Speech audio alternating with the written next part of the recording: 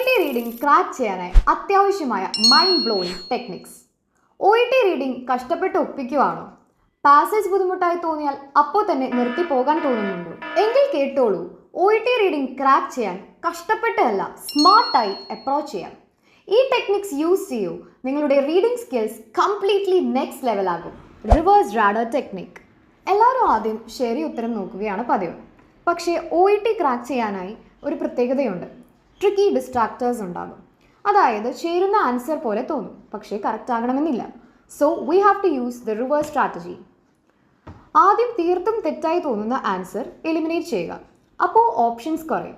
അങ്ങനെ കറക്റ്റും ആക്യുറേറ്റുമായിട്ടുള്ള ആൻസറിൽ എത്തിച്ചേരാം. Medical chameleon method. OET passages എപ്പോഴും മെഡിക്കൽ ലോജിക് ഫ്ലോ ഉണ്ടായിരിക്കും. ഇത് വേണം ആദ്യം മനസ്സിൽ കരുതാൻ. ജസ്റ്റ് ഒരു ഡോക്ടറെ പോലെ ചിന്തിക്കൂ. ഈ റൈറ്റർ നെക്സ്റ്റ് എന്ത് പറയും? ഇത് നമ്മൾ ഇടയ്ക്ക് ഗസ് ചെയ്യണം. അതുവഴി പാസീവ് റീഡിങ്ങിലോട്ടും ആക്റ്റീവ് അണ്ടർസ്റ്റാൻഡിങ്ങിലോട്ടും നയിക്കും. BPM reading hack. ഡോക്ടേഴ്സ് എപ്പോഴും ഒരേ സ്പീഡിൽ റീഡിംഗ് എടുക്കുന്നവരല്ല. അതിനനുസരിച്ച് നമ്മൾ നമ്മുടെ സ്പീഡ് അഡ്ജസ്റ്റ് ചെയ്യണം. ഫാസ്റ്റായി സ്കാൻ ചെയ്യണം കീവേഡ്സ്. സ്ലോ ആയി അനലൈസ് ചെയ്യണം details. Medical terminologies, dosage, symptoms ഇവയെല്ലാം കൃത്യമായി അറിഞ്ഞിരിക്കണം. Google map strategy. Entire passage വായിച്ച് ക്വസ്റ്റ്യൻ നോക്കുന്നതിന് പകരം ഡയറക്റ്റായി സൈൻ പോസ്റ്റ് സെറ്റ് ചെയ്യാം. പേഷ്യൻ്റ് ഡീറ്റെയിൽസ്, കംപ്ലയിൻറ്റ്സ്, കോസസ് എന്നിവയെല്ലാം ഡയറക്റ്റായി ആൻസർ ഇൻഡിക്കേറ്റ് ചെയ്യും. MRI scan approach. OET ക്വസ്റ്റ്യൻസിൽ കീവേഡ്സ് മാത്രം നോക്കിയാൽ മതി ഡിഫിക്കൽട്ട് ക്വസ്റ്റ്യൻസിന് ആൻസർ ചെയ്യാം. ക്വസ്റ്റ്യൻ കോംപ്ലക്സ് ആയിട്ട് തോന്നിയാൽ അതിനെ സിംപ്ലിഫൈഡ് ആയിട്ടുള്ള കീവേഡ്സായി സ്പ്ലിറ്റ് ചെയ്യാം. For example, what is a primary reason for the patient's recovery? Keywords: reason plus extended recovery. Doctor's prescription method. Medical professionals എപ്പോഴും ഫുൾ റിപ്പോർട്ട് എഴുതില്ല, അവർക്ക് കീ പോയിന്റ്സ് മതിയാവും. So we have A technique.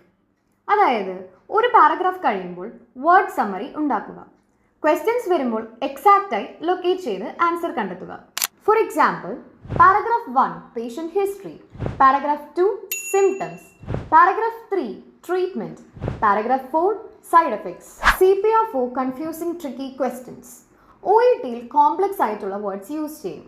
അതുപോലെ തന്നെ tricky sentence സ്ട്രക്ചേഴ്സും ഉണ്ടാകും. പക്ഷേ ഒരു 5-year-oldന് explain ചെയ്ത് കൊടുക്കുന്നത് പോലെ കണ്ടന്റ് സിമ്പിളായി എടുക്കണം.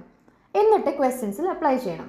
For example, which intervention is most likely to result in the mitigation of post-operative complications? Which treatment helps to prevent post-OP problems?